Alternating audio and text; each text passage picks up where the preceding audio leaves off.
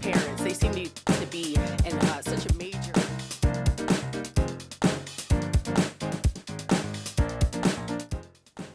Hello, and welcome to the WMAR podcast. My name is Erica Kane. Today's guest is a sought-after genealogist who specializes in helping Eastern European Jewish families shattered by the Holocaust reclaim their history. She is here today on behalf of the Holocaust Reunion Project, formerly known as the DNA Reunion Project. Welcome, Jennifer Mendelsohn. Thank you so much for having me. Yes, thank you so much for coming. This is such an interesting topic, and I know you've helped so many people through this, but I know this has kind of come as a surprise. So it's kind of a wild and personal story of how you began this journey in the first place.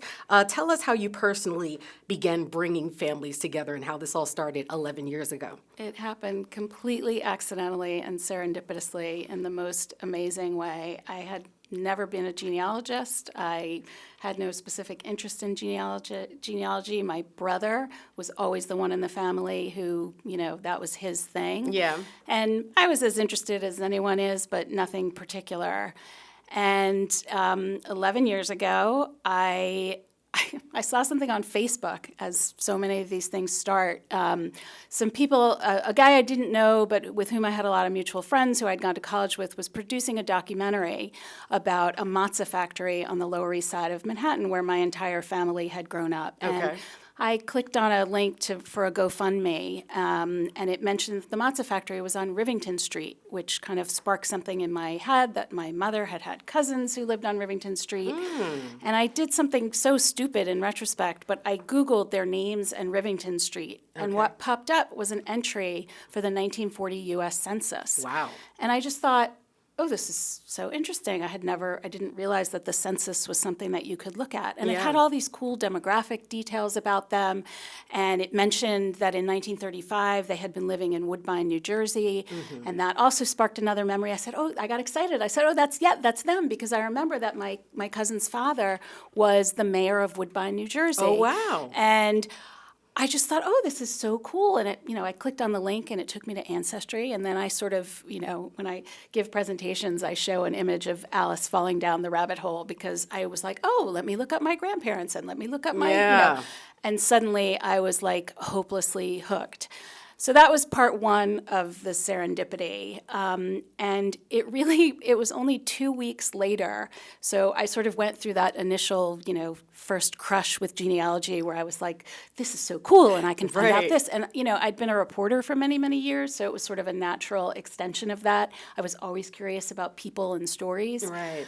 But the reason I'm sitting here today with you is because 2 weeks after that Google search that led me to the census, that led me to Ancestry, I'd been spending all this time thinking about immigration and the great wave of immigration. My family is a very classic Jewish American immigrant story. 3 of my 4 grandparents were immigrants, and the 4th was the New York City-born daughter of recently arrived immigrants. And in our family, virtually everyone came to the U.S. With one notable exception. My grandfather's older brother, unfortunately, was unable to get out of Poland, and he and his entire family perished in the Holocaust. Okay. So I was sitting in the car with my husband's grandmother, and she was a Holocaust survivor herself. She grew up in a small town in Poland, and she and her husband were each the sole survivors from their families. Mm-hmm. She lost both of her parents, her only living grandparent, all 6 of her siblings, and 99% of the cousins, aunts, uncles, everybody who stayed behind perished. And because I was thinking about all this immigration and getting out of Poland, I asked her what I thought was an innocuous question. I was not trying to change lives. I was not trying to change my career. I was just trying to make conversation on the way to a graduation party. And what I said was, Mama, when you were growing up, was there a lot of buzz about going to America? And she looked at me in her typical imperious 95-year-old way, and she said, no, not really. Nobody talked about it much. Oh. And then, as sort of an afterthought throwaway, she said, well, you know that my mother had 2 older sisters who went to Chicago before World War I. And, I still get goosebumps thinking about it because I've joked that, in the cartoon version of this story, like my eyes would bug horizontally out of my head. I just was like, what are you talking about? If your mother had 2 sisters in America, you have family here. Right. Where are they? Who And you are had they? no idea. None. I had known her at this point for probably 15 years. I knew she had a first cousin because they had gotten out and gone to Cuba. And I knew she had some second cousins or distant cousins. Somebody lived in Philadelphia, and there was one woman in Canada. That was the sum total of her family. Okay. And I'm like, Chicago, sisters, who, what? When? And she got very quiet, and she said, I don't know what happened to them.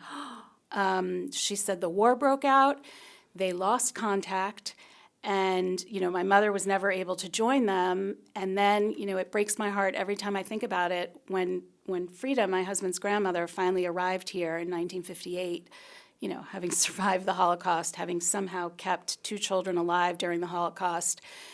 She knew that she had family here somewhere, but there was no internet, how was she supposed to find them? Yeah. And very important detail, she didn't know their last names. So she did the one thing she knew how to do. She wrote a letter to somebody who she thought might know, and she never heard back from them. So until that day in May of 2013, she had never thought about it again. Wow. And I said, if there is one thing I'm going to do in this lifetime, I'm going to find these people because, as I later wrote, this was not someone who could afford to have 2 aunts unaccounted for. Mm-hmm. And to make a very long story short, I went on a crazy wild goose chase. I didn't know how to do genealogy, but I did know how to report and follow an information trail. And I just thought, I'm going to approach this like a story. 2 women came from Poland. They're here somewhere. Well, not them, but their family. How do I find them? And I found them. And 2 weeks after that conversation in the car, I went back and I said, Mommy, you need to sit down. She said, why? I said, you have 3 first cousins alive. I mean, no one imagined. She was 95. These were her mother's older sisters. I thought surely any children of theirs were gone as well. But so it was this very miraculous thing, wow. And it changed the entire family in so many ways. And from then, I saw how powerful it was for her, and I just was hopelessly hooked. So that's what kicked off the whole thing. Were they able to connect? They were. Wow. They were never able to meet in person. Okay. But they Skyped, the precursor to Zoom, and they talked on the telephone, and they wrote letters. And you have to remember it's a little hard if you didn't grow up surrounded by people who were affected by the Holocaust. But it is such a sort of obliterating experience. Not only were the living people gone, but all of the memories are gone. And she didn't have any photographs of her mother, right. Et cetera, et cetera. And I remember her son, my husband's uncle, saying to me afterwards, and this touched me so much, he said, I've never seen a photograph of my grandmother, but now that I see her sisters, I can imagine her face. And I just thought, this is so valuable. And, I just sort of kept going from there. Mm-hmm. Wow. And since then, you've worked on scores of cases, solved so many cases, family mysteries. Mm-hmm. And it says using a blend of traditional and genetic genealogy. Break that down for me. Well, so the search for Frida's relatives was just using traditional genealogy. Traditional genealogy just uses paper, records. I was able to track them down ultimately because I found a ship's manifest when one sister arrived at Ellis Island. Okay. And using the information on that document, it said where she was going. And it's sort of like a treasure hunt, you just sort of, she was going to a person with this name at this address in Lynn, Massachusetts. So who lived at this address in Lynn, Massachusetts in 1913? And who were their children, and you use, obituaries and vital records and all of that. That's traditional genealogy. Genetic genealogy is the introduction of DNA evidence into the picture. And, different people have varying degrees of familiarity, but DNA can be an absolutely unbelievably powerful tool because sometimes when the paper trail is disrupted or severed or is missing entirely, like in the case of adoptees who don't know who their biological parents are, you can use DNA to reconstruct their family tree.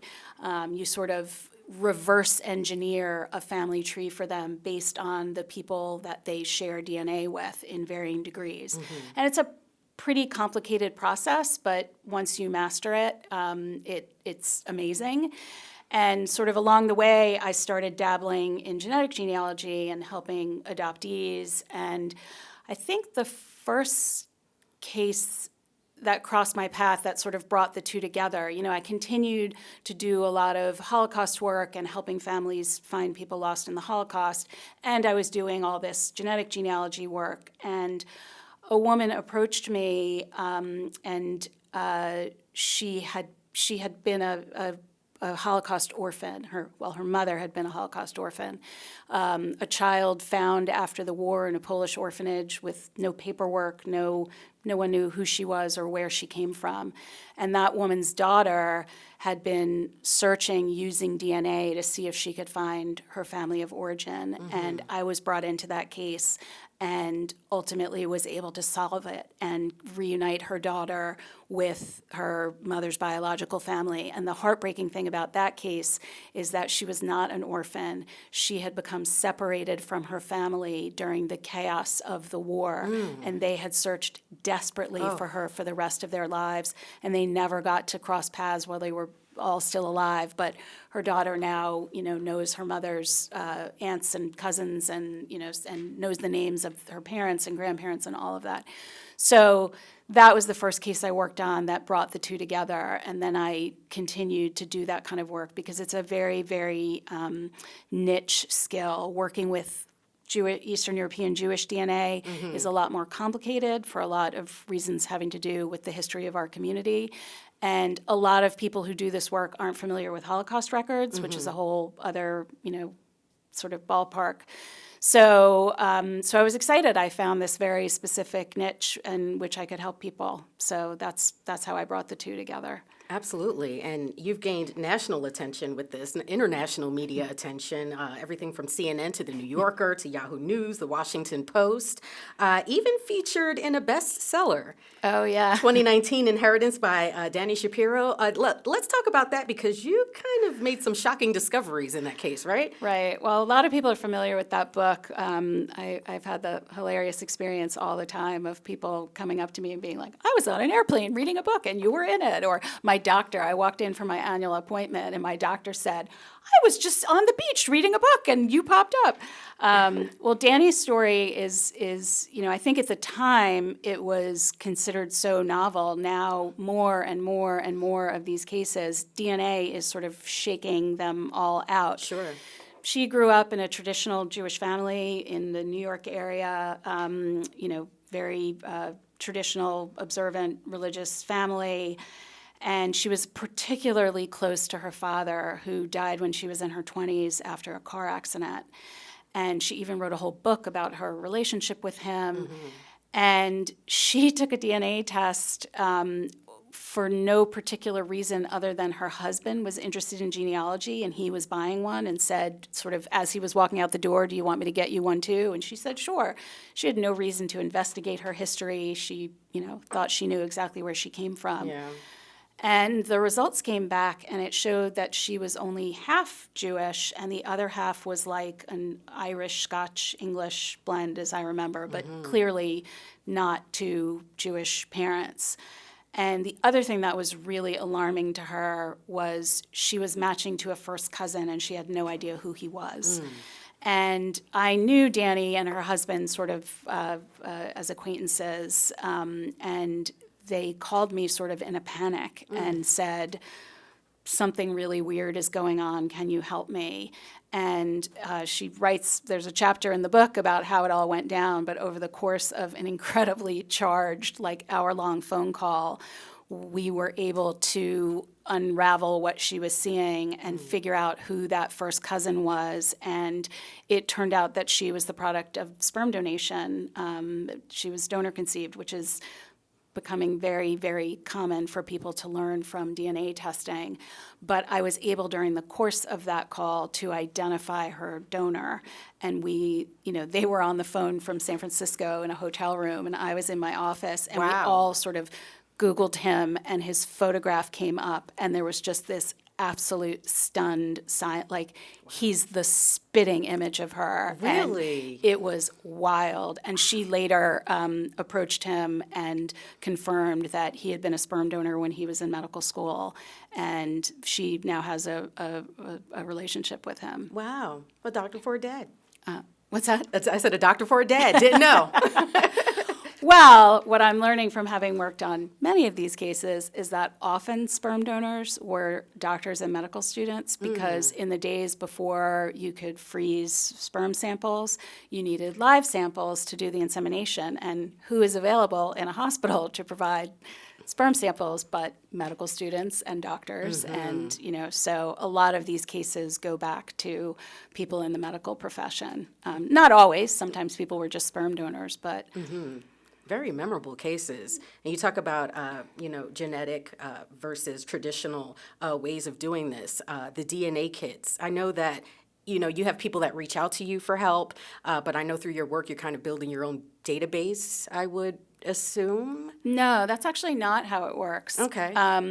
The power of DNA testing is in the existing databases, meaning in order to do genetic genealogy work, what you need are matches. You need the other people who share DNA with you, and you need to sort of piggyback off their trees. If you don't know who your biological family is and you have a first cousin match, you need to know who that guy's aunts and uncles are, because one of them is your parent. So we don't create a proprietary database.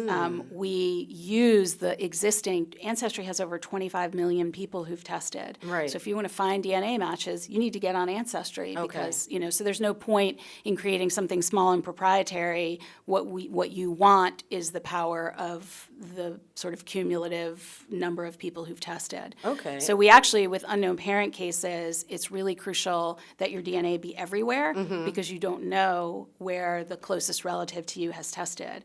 And Ancestry is the biggest by orders of magnitude, so that's our go-to. But we also have, we upload to the other databases, and we have people test at 23andMe as well, which has, I think, 12 or 13 million people in its database. Okay, gotcha. Yeah. So I know younger people, I'm sure, and people who are just interested, like the young lady who her husband said, hey, I just want to try it, so let's just go ahead and try it. But a lot of older people might not even know about it, might not even be interested. So, and that's why I ask about the database, because how do you get the word to some of these people to help them connect with other people? How do you get them involved? How do you get the kits to them? How do you get them to donate? Well, specifically, the Holocaust Reunion Project that we started was an idea that my partner, Adina Newman, who's a genealogist outside Boston, and I had. We saw the power of this, and we thought, wouldn't it be great if there were a program that could give these out free to Holocaust survivors and their children, and then we would be available to consult and help people walk through, what they're finding. So we started that. So the kits are entirely free. For now, we have 2,500 were donated by Ancestry. We still have over 1,000 of those to give out. And we're just trying to get the word out however we can. Unfortunately, when you're dealing with a population of elderly Holocaust survivors who are now in their 80s and 90s, some of them, it is sort of foreign, but almost always there's a child, a child of that elderly person who can help them understand what it can do for them. Right. But I also am very, very clear whenever I speak about this that we are very careful never to coerce anyone who is uncomfortable with DNA testing. And we make sure that people understand the terms of service. We don't want to put anyone in a position of doing anything that makes them uncomfortable. Of course. We like to make sure that we show them what's possible with the success stories that we've had, and make sure they understand how it works. But we never want anyone to feel like they got sort of hoodwinked into doing something and then they're like, oh, why is my DNA out there? But, Right, because people worry about those types of things. Absolutely. I know there are people that are very curious about this, but they don't participate because they have fears about that sort of thing. And to those people, I say, you do you. It's unethical for me as a genealogist to, not be completely transparent about the process. And I like to empower people to understand, go ahead, read the terms of service. What can they do with my DNA? What can't they do with my DNA? But again, I just sort of want to make sure that it's out there. Mm-hmm. Like, if you are looking for family lost in the Holocaust, this can be like an amazing way to immediately connect with people that you would never find. You could search and search and search and search and never find these people because names were changed, because, siblings ended up on different continents and didn't know that the other had survived. There were so many reasons that families were kept apart from one another. So it's really exciting. We're huge evangelists for the possibility, but we're always respectful. If people are reluctant, great, we did our best. As long as they're aware of what's possible. It's about informing people, and like you said. If that person chooses to participate, it can be a very healing experience, even for someone that is in their 90s, especially for someone that's in their 90s. Well, what my husband's grandmother said to me that I will never forget as long as I live, after we made this discovery, and it took her a few days for it to sort of sink in. Mm-hmm. And I was speaking with her about a week later, and she looked at me and she said, now I know why I lived so long. I lived so long so I could see this day. Mm. And I just thought, well, I did my job. There you go. It's very satisfying. Wow. One of the more rewarding parts of this experience, because I know that it's pretty grueling. And tasking, the work that goes into it, the research and everything. It really is, but it's. I also want to make clear that it's not just about these sort of miraculous, finding a lost first cousin. Not everybody has a result like that, and we were very careful not to oversell. But part of it is specifically to empower the survivor population to realize that they can reclaim their family history. Absolutely. Because there are many communities throughout the world who, for one reason or another, have been sort of denied a fair seat at the genealogy table. Absolutely. African Americans in the United States, for one, they hit a wall often when they get back to slavery. And many Holocaust survivors, I talk about how not only was Grandma murdered, but the ability to sit at Grandma's knee and hear the family stories and know that Grandma had a brother named, Moshe, who lived in Philadelphia or whatever. Those were lost to history. There's also a very pervasive and pernicious myth that the Nazis destroyed all the Jewish records in Eastern Europe. So even if you wanted to, you couldn't trace your family tree, and that's not true either. And I just want to be able to give these people from whom so much was taken that right to, not only say, well, I can unfortunately account for, X, Y, and Z members of my family who perished, but now I know the names of my great-great-grandparents, and I know the name of the town that they came from. And, my partner and I have said over and over and over again how moved we were by the experience of, we had a survivor we were working with who was a man in his 90s who had lost everybody. Both of his parents had been killed, some of his siblings. And we gave his daughter her grandparents' marriage certificate. And it wasn't even particularly old. I think it was from about 1920 in Poland. She was like beside herself just to see their names, to see their parents' names, to know that before this terrible tragedy befell all these people, they were just normal people living their lives and getting married and, thinking ahead. And I just think that's a very important piece of the healing puzzle. You really can reclaim your connection to pre-Holocaust Eastern Europe, which many people think is not possible. So that's a really important piece. And we also really want to educate the greater Jewish community, not just the survivor community, that they can do the same. I mean, I'm able to go back to like my 6th great-grandfather on one line. It really is possible. It's not always easy, but it really is possible. And we just feel, especially for survivors who, again, it puts them back in the driver's seat, and they can say, no, not everything was lost. I have a tree. I connect to these people, and I think that's really important. I know that you're very careful not to oversell. I know to underpromise and oversell is the safer thing to do, and I do agree. But have you ever cracked some cases where their relative is literally right down the street, next door neighbor? Oh, wow. Trying to think. Maybe not so close as right down the street, but you understand. I don't think we've had one quite like that. I know in my own tree, I was surprised to learn that I am like a 3rd or 4th cousin. I'd have to look at my tree again, to a guy that I went to high school with. Wow. But that's not really that dramatic. It is kind of. I was very surprised. Actually, well, I can think of one story. It wasn't a Holocaust case per se, but there was a woman in Los Angeles who unfortunately became sort of well known because her 12-year-old daughter was grievously injured and then died in a bike accident.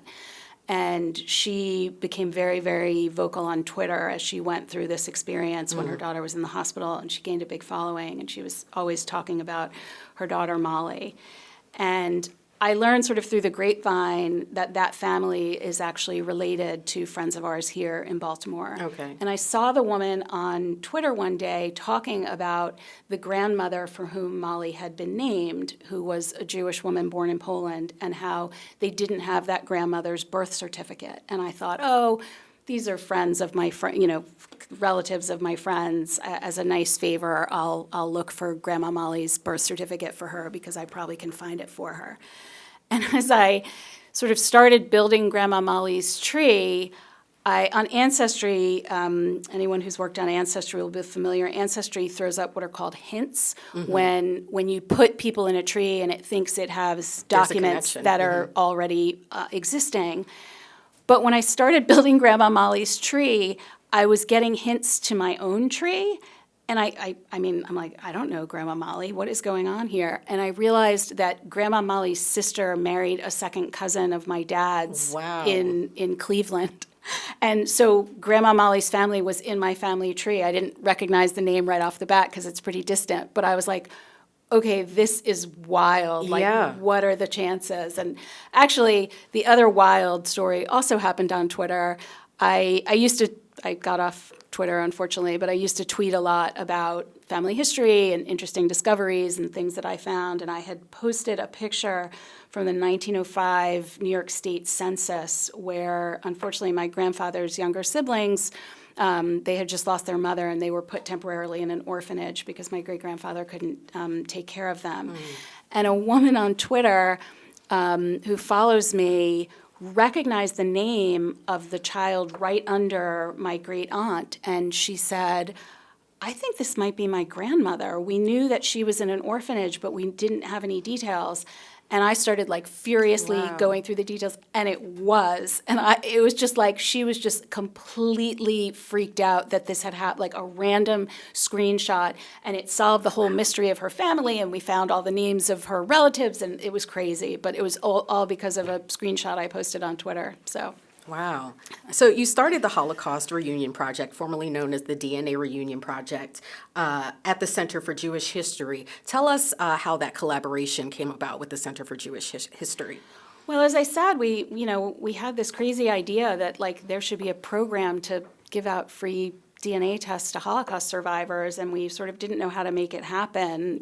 We're genealogists. I don't know anything about the world of like Jewish institutions but I did know someone at the center, and we approached them, and they agreed to put up some seed money and start a small pilot project. Mm-hmm. So we did, and we launched in November of 2022.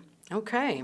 Now, you are a native Long Islander, okay, now based in Baltimore. I'm from Jersey City originally. Oh, my dad was born in Jersey City. See, so I understand, and I understand how you can come to Baltimore and just fall in love with the city and everything, and here you are. Now, that area up there is really a melting pot in terms of culture. How was it growing up a Jewish girl in New York?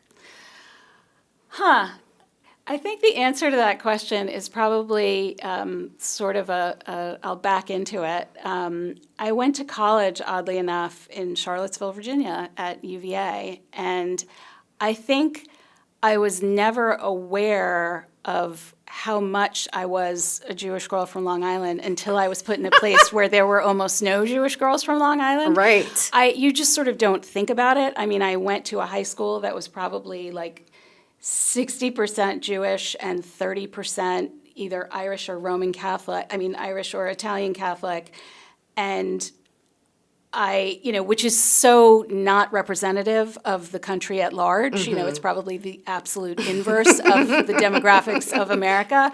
But I didn't know any, I just thought that's how I grew up. That's you didn't think any different. And right. I thought everybody was just like me. And then I found myself in Central Virginia, and I was like treated like this exotic creature. And I remember somebody saying to me my first year in college, "Oh," with like a thick Southern accent, "Oh, you're Jewish.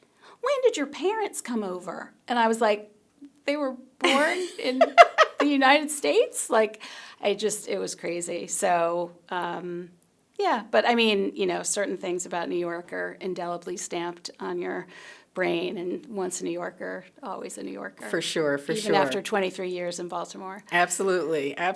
So you made it down to Charlottesville, VA. That's a different part of Virginia now. And so I guess making it to Baltimore, what brought you to Baltimore? I married a Baltimore boy. Okay. Born and bred. His dad was born here. His grandfather was born here. They have a long history here. My husband and I met in D.C. We were both living and working there. Okay. And he ended up coming back here. He got a job back here, and I followed, and we've been here ever since. Okay.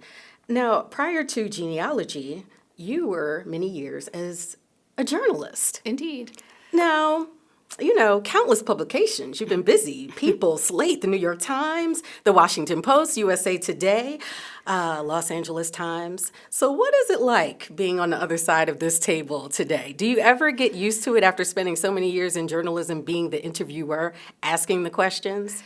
It's very strange still. I think... So prior to doing the Holocaust Reunion Project, in 2018, I sort of went through this incredible, I don't even know what the word is, gauntlet of, I got a lot of media attention for a project I created using genealogy as sort of a tool for activism, political activism, called resistance genealogy.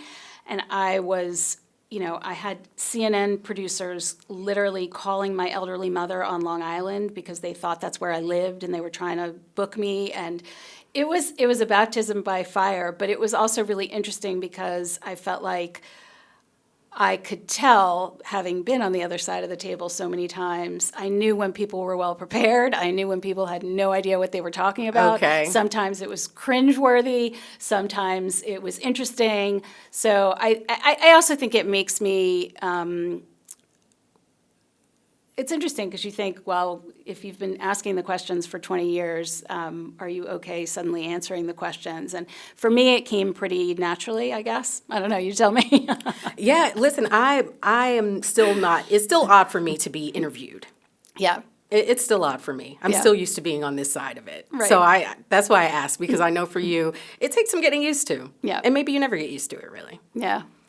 But it's fun. I'm incredibly passionate about the work that I'm doing these days, and always happy to have the opportunity to share it. I mean, we have this mandate that we need to get the word out that, there are still, I think, 245,000 survivors in the world, and, we would love to help as many of them as we can. Absolutely, absolutely. And I'm glad that you came here so we could help you spread that message as well. I want to tap in again into your journalist career because you were a reporter at People during one of the highest profile cases of the decade, the century, the O.J. Simpson trial. O.J. Simpson just recently passed. What was that like? Well, it was probably not as crazy because I worked at People in the D.C. bureau. Okay. And People divides the country into territories. So I was, the L.A. bureau was handling the lion's share of the Simpson trial. But any D.C.-related piece of the Simpson stuff we were responsible for. I remember, actually, when O.J. died, I was thinking back to it. One of the big first profiles, like celebrity profiles I ever got to do was of Greta Van Susteren, who at that point was just making her name for herself as a TV lawyer.